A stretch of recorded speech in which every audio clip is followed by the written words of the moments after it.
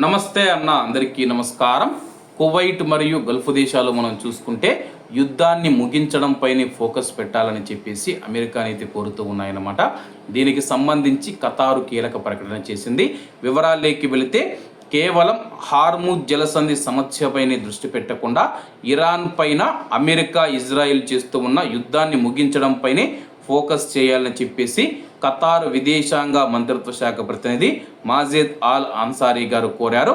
మేము గతంలో పలుమార్లు చెప్పినట్లుగా ప్రాంతీయ మరియు అంతర్జాతీయ పరిష్కారం రెండు అవసరం. అయితే ఈ దశలో ఇది ఇంకా చాలా తొందరపాటు అవుతుందని నేను భావిస్తూ ఉన్నాను.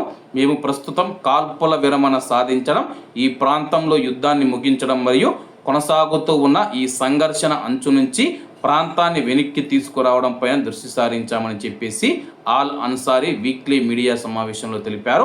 హార్ముజ్ జలసంధిని తిరిగి తెరవడానికి, దాని మూసివేత వల్ల కలిగే ప్రతికూల పరిణామాలను నివారించడానికి ఖతార్ తన భాగస్వామ్యులతో సంప్రదింపులు జరుపుతుందని చెప్పి ఆల్ అన్సారీ గారు పేర్కొన్నారు. సముద్ర మార్గాలను ఆయుధాలుగా వాడుకోవద్దని చెప్పి హెచ్చరించారు. గల్ఫ్ దేశాలపైన ఇరాన్ దాడులను ఆపడానికి చెల్లింపుల విషయమై ఖతారు ఇరాన్ల మధ్య చర్చలు జరుగుతాయన్న వదంతులను ఆయన ఖండించారు. ఖతారు ప్రతిష్టకు దెబ్బతీయడానికి జరుగుతూ ఉన్న ఇటువంటి ప్రయత్నాలను ఆల్ అన్సారీ గారు కొట్టిపారేశారు. ఏ దాడి నుంచైనా మేము మా దేశాన్ని రక్షించుకుంటాము, ఈ దాడులను ఆర్థికంగా ఆపుతూ ఉన్నామన్న ఏ మాటైనా పూర్తిగా అబద్ధం. దాని లక్ష్యం కేవలం ఖతారు దేశ ప్రతిష్టను దెబ్బతీయడమే అని చెప్పేసి ఆయన వివరించారు. మార్చి 2 నుంచి ఇజ్రాయిల్ కూడా లెబనాన్ పైన తన బాంబు దాడులను తీవ్రతరం చేసింది.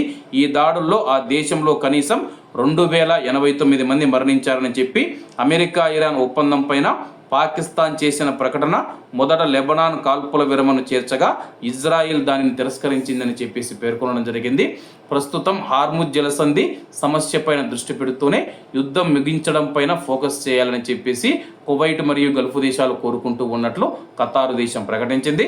కాబట్టి అందరూ బాగుండాలి, అందులో మనం ఉండాలి. అందరికీ నమస్తే అన్న, జై హింద్.